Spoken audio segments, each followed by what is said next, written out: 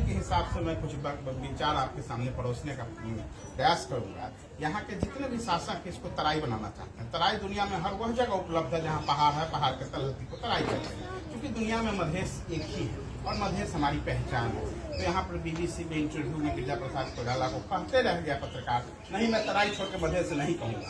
राजा ज्ञानेंद्र को कहते रह गया, कहा नहीं मैं तराई छोड़ के मधेश नहीं कहूँगा। तो हम लोगों को तराई कहने की आवश्यकता नहीं है, ये हमारी मधेश है, हमारी भूमि है।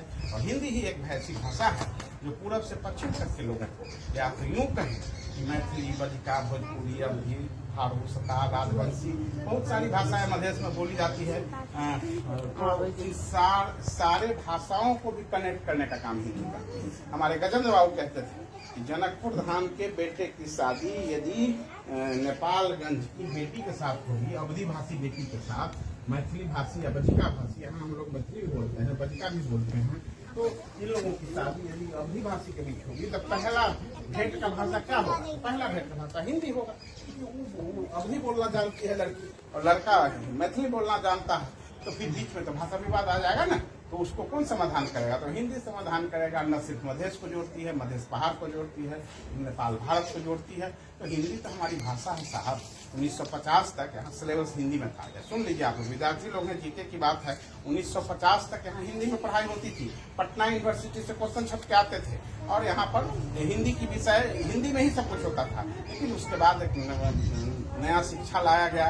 महेंद्र सरकार का अपना तरह का असर बोल ही रहे थे, वो जहानिया शासन अपनी तरह का उन लोगों का था, सैनिक शासन, और उसमें हिंदी को चूंकि मधेश से इसकी अपनी पहचान थी, उसको विस्थापित कर दिया गया और विस्थापित करके वो भाषा हम पर लाद दी गई। उस भाषा का नाम क्या है?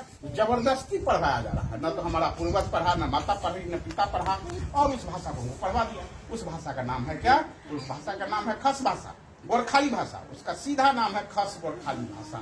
इस देश में 130-135 भाषा है और 130 भाषा में एक भाषा का नाम खस भाषा, गोरखाली भाषा। तो चूंकि खस गोरखा वाले जो जन समुदाय हैं वो नौकरी में, राजनीति में ज्यादा उनकी चलती है, तो उसी का नाम, एक ही का नाम नेपाली भाषा रख दिया। भाई नेपाली भाषा तो 130 भाषा है देश में। हिंदी भी नेपाली है, मैथिली, भोजपुरी, अवधी, राई, लिंबू, गुरु, मगर, शेरपा, तमांग, सभी भाषा नेपाली भाषा।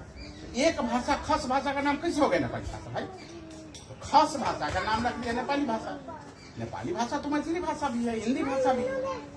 तो हमारा कहना है कि उसी का प्रचार कर दिया नेपाली भाषा। ठीक वैसे ही जैसे मधेश को बना दिया तराई, मधेश को बना दिया तराई है या हमारा मधेश। तो इस सारी विषयों पर हमें आगे बढ़ना पड़ेगा, हमको हमारा संघर्ष खुद करना पड़ेगा।